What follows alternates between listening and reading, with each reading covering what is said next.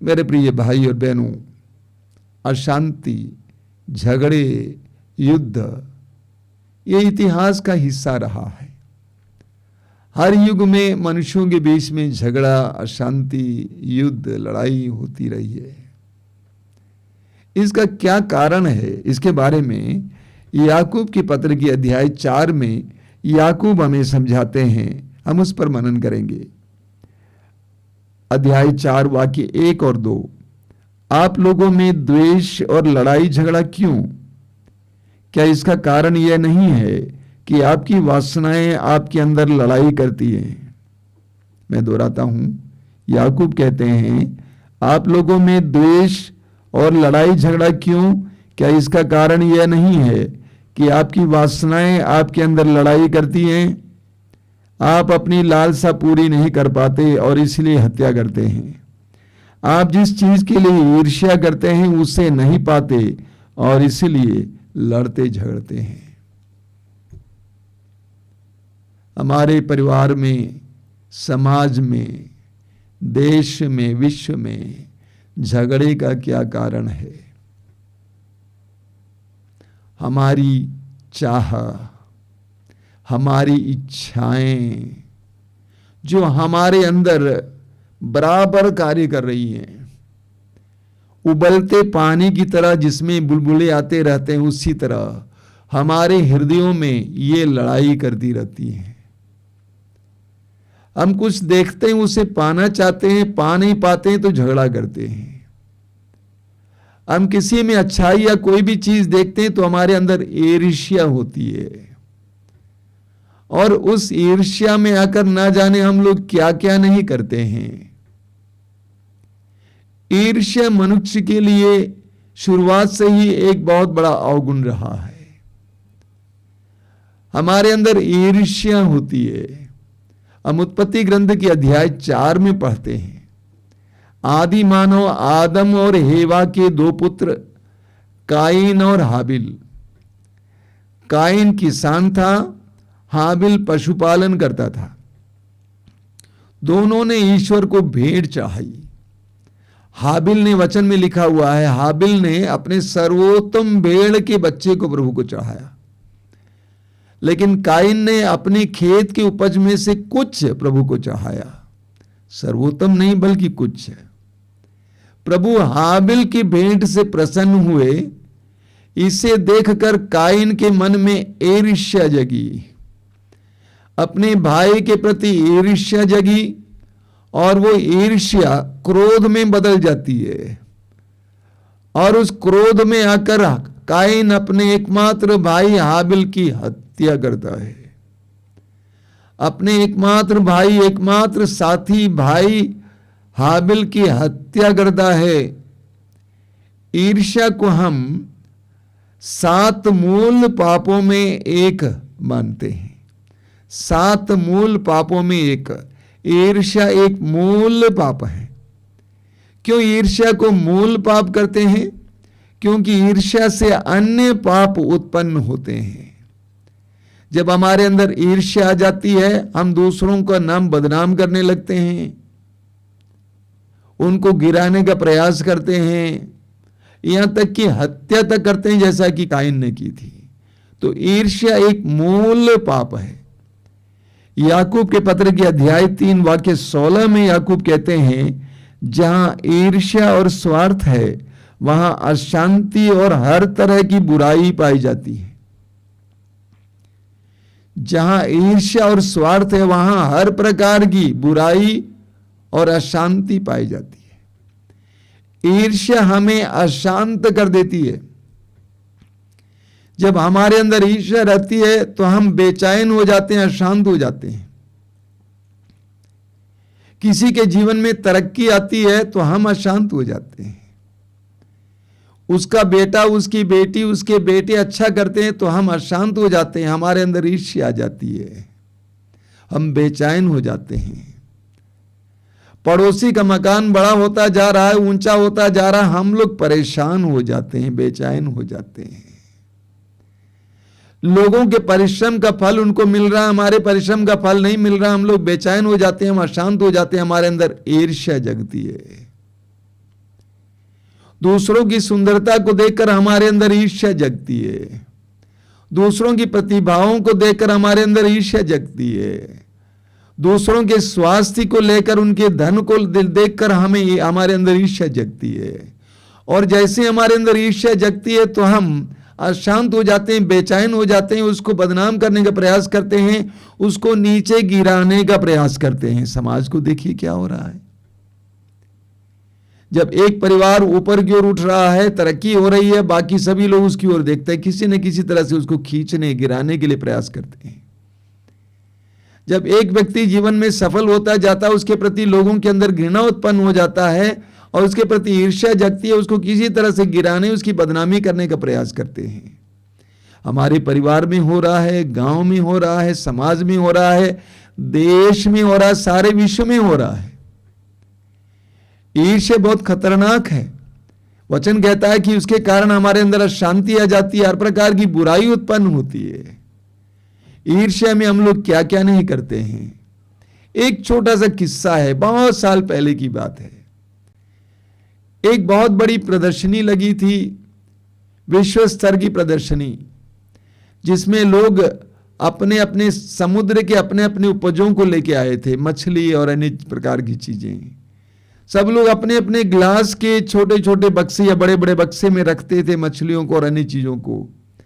लेकिन एक देश से एक खुले बक्से में एक व्यक्ति ने कुछ केकड़े लेके आए। समुद्र में बहुत अच्छे अच्छे केकड़े होते हैं, बड़े बड़े केकड़े होते हैं, लोगों का आहार है, खाते हैं। तो केकड़े खुले बक्से में ले आकर रखे तो लोगों ने पूछा, भाई केकड़े बाहर नहीं जाएंगे? तो उसने कहा कि नहीं साहब, एक केकड़ा जब ऊपर चढ़ने लगता, दूसरा केकड़ा उसके पैर को खींच के नीचे गिरा देता है। हमारे समाज को देखिए, परिवार को देखिए, देश को देखिए, विश्व को देखिए, यही ना हो रहा है। एक तरक्की कर रहा, ऊपर जा रहा, उसको खींच के किसी तरह से गिराने के लिए प्रयास किया जाता है, जिसके द्वारा इस संसार को, मानव समुदाय को कितना बड़ा नुकसान होता है, कितनी नकारात्मक ऊर्जा उत्पन्न होती है, नेगेटिव एनर्जी उत्पन्न होती है, समाज का कितना कल्याण होता अगर सहयोग का मनोभाव होता। तो ईर्ष्या के मनोभाव के कारण कितना विनाश हो रहा है। देश देश के बीच में लड़ाई का मुख्य कारण यह है, ईर्ष्या। वर्चस्व बनाए रखना चाहते हैं लोग, एक देश दूसरे देश पर अधिकार जमाना चाहता है। ईर्ष्या जलन के कारण इस सारे संसार में, देश में, परिवार में, समाज में कितना बड़ा नुकसान होता है। सूक्ति ग्रंथ की अध्याय 14 वाक्य 30 में लिखा हुआ है, बहुत सुंदर वचन है। वहां पे लिखा हुआ है, मन की शांति शरीर को स्वास्थ्य प्रदान करती। मन की शांति शरीर को स्वास्थ्य प्रदान करती, किंतु ईर्ष्या हड्डियों का क्षय है। वचन कहता है मन की शांति शरीर को स्वास्थ्य प्रदान करती, किंतु ईर्ष्या हड्डियों का क्षय है। क्षय समझते हैं? आपने क्षय रोग सुना है, टीबी।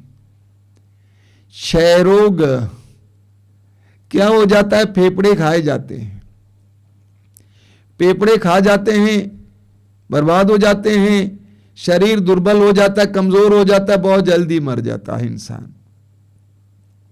वचन कहता है ईर्ष्या क्षय है, हड्डी का क्षय है।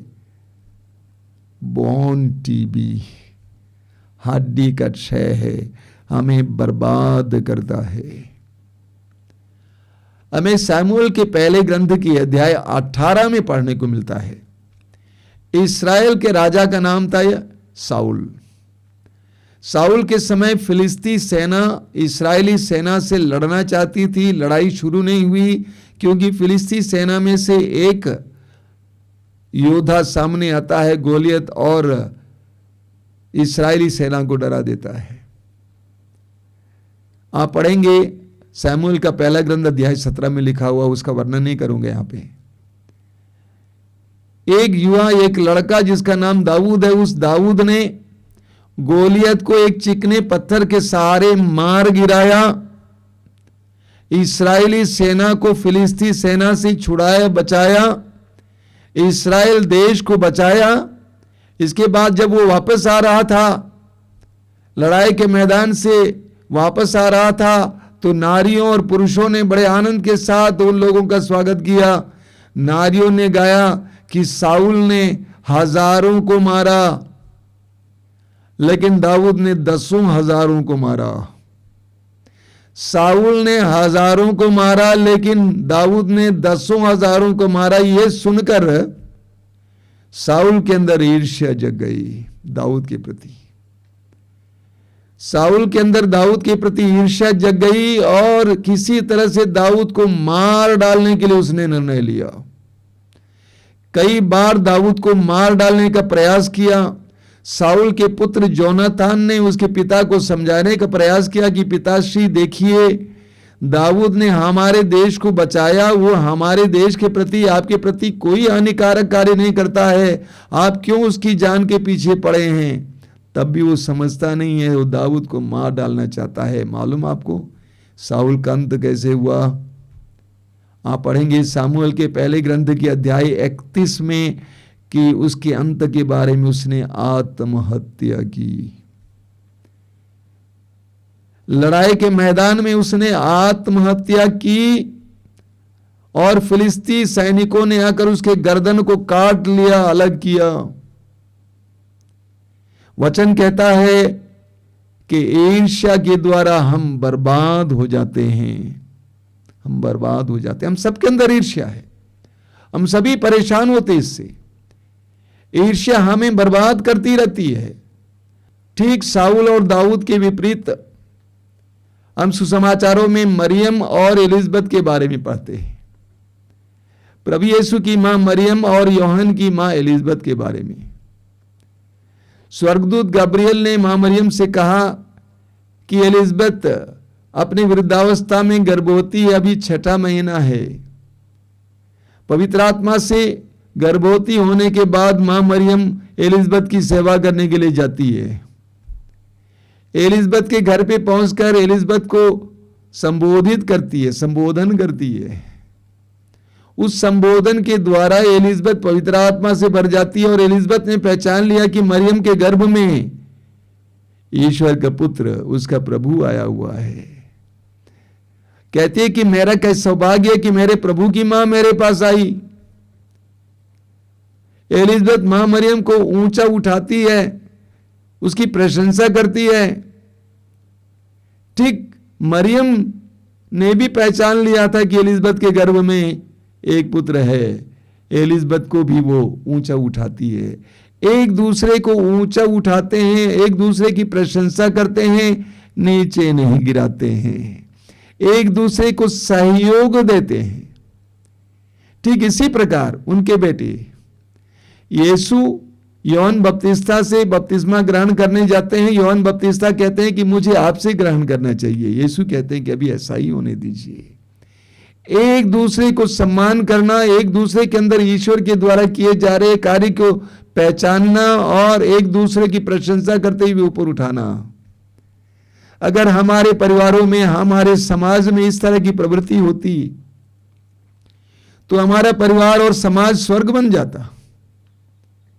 एक दूसरे को नीचे गिराने के बजाय एक दूसरे को पहचाने, एक दूसरे के अंदर ईश्वर के किए हुए कार्यों को पहचाने और एक दूसरे की प्रशंसा करें, एक दूसरे को ऊपर उठाएं, तो कितना सकारात्मक सामर्थ्य हमारे समाज में आ जाता, कितनी सकारात्मक ऊर्जा हमारे बीच में आ जाती।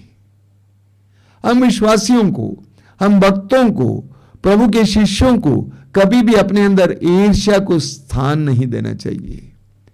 तिमोथी के नाम संत पौलुस के पहले पत्र के अध्याय 6 वाक्य 6 में संत पौलुस कहते हैं, भक्ति से तो लाभ होता है, लेकिन केवल उसी को जो अपने धन संपत्ति से संतुष्ट है। भक्ति से लाभ होता है, लेकिन केवल उसी को जो अपनी धन संपत्ति से संतुष्ट है। हमें अपने अंदर एक संतुष्टि महसूस करने की आवश्यकता है। प्रभु ने मुझे जो दिया है उसके लिए संतुष्ट होना। जो शरीर दिया है, जो कृपाएं दी हैं, जो प्रतिभाएं दी हैं, जो संपत्ति दी है, उसके लिए संतुष्ट होना। और ये संतुष्टि हमारे अंदर आनंद लाएगी। ये संतुष्टि हमारे अंदर आनंद लाएगी। ठीक इसके विपरीत अगर हमारे अंदर ईर्ष्या है, जैसा कि मैंने बताया, वचन कहता है हम अशांत रहेंगे, बेचैन रहेंगे, हमारे अंदर आनंद नहीं होगा। तो हमारे अंदर ये संतुष्टि आनी चाहिए। हर विश्वासी को प्रभु के द्वारा दिए गए सारे वरदानों के लिए प्रभु को धन्यवाद देने की आदत होनी चाहिए और अपने में एक संतुष्टि होनी चाहिए। प्रभु धन्यवाद, प्रभु धन्यवाद। कोरिन्थियों के पहले पत्र के अध्याय 13 उसके वाक्य 4 में संत पौलुस प्रेम का वर्णन करते हैं। अध्याय 13 में प्रेम का वर्णन करते हैं। वाक्य 4 में पौलुस कहते हैं प्रेम ईर्ष्या नहीं करता। जिसके हृदय में प्रेम होता है वो ईर्ष्या नहीं करता। जिसके हृदय में प्रभु का निवास होता है वो ईर्ष्या नहीं करता, बल्कि वो प्रेम की दृष्टि सबको देखता, सबको सहयोग देता। जिनके अंदर ईर्ष्या है वे कभी सहयोग नहीं देते। कुछ लोगों की आदत है असहयोग, कोई भी भला काम कर रहा हो असहयोग करना। लेकिन जिसके अंदर प्रेम है वो सहयोग देता है, सहयोग करता है। आज हम अपने आप को परखेंगे, क्या मेरे अंदर ईर्ष्या है? हम सबके अंदर ईर्ष्या है, हमें घटाना है। हमें अपने आप को प्रेम से भरना है। हमारे अंदर एक संतुष्टि आनी है। Everyone has to practice it। ये हमें इसका रियाज करना है, इसको बार बार महसूस करना है। अगर हमारे अंदर ईर्ष्या है, धीरे धीरे उसको काटना है और हमारे अंदर संतुष्टि आ जाए तो हम आनंदित रहेंगे, हमारा जीवन सुखमय होगा। आइए हम प्रार्थना करें। प्रभु धन्यवाद देते हैं तेरे पवित्र वचनों के लिए। प्रभु इस समय हम महसूस करते हैं कि हम लोग पापी हैं। हमारे अंदर विशेष करके ये मूल पाप है, ईर्ष्या। दूसरों की उन्नति देखकर, दूसरों की प्रतिभाओं को देखकर, दूसरों के उत्थान को देखकर, दूसरों के सौंदर्य को देखकर, दूसरों की प्रतिभाओं को देखकर हम जलने लगते हैं। प्रभु हमें संतुष्टि दीजिए। तूने जो दिया है उसके लिए संतुष्टि, तेरे वरदानों के लिए संतुष्टि, तेरी कृपाओं के लिए संतुष्टि। हमारे अंदर सहयोग का मनोभाव दीजिए, ईर्ष्या के बदले सहयोग। दूसरों की प्रशंसा करने की कृपा दीजिए, दूसरों का उत्थान करने की कृपा दीजिए। हमारे अंदर जो घृणित प्रवृत्ति है, दूसरों को नीचे गिराने, बदनाम करने की, इस प्रवृत्ति को दूर करके हमें शुद्ध और पवित्र कीजिए। हमारे हृदयों को शुद्ध कीजिए, पवित्र कीजिए प्रभु, पवित्र कीजिए।